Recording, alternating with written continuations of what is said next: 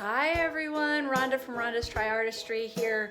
I am going to be talking about these three. All three of these are just gorgeous, and I used black and white, and the white that I used was actually house paint. And so I get this little cloud effect happening within these.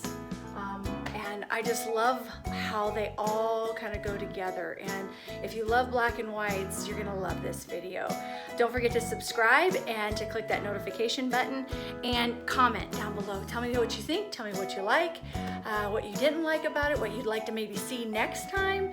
I'm really open to anything and everything. I really am enjoying doing these videos, and of course, I really enjoy painting. So thanks a lot. We'll get you down the canvas.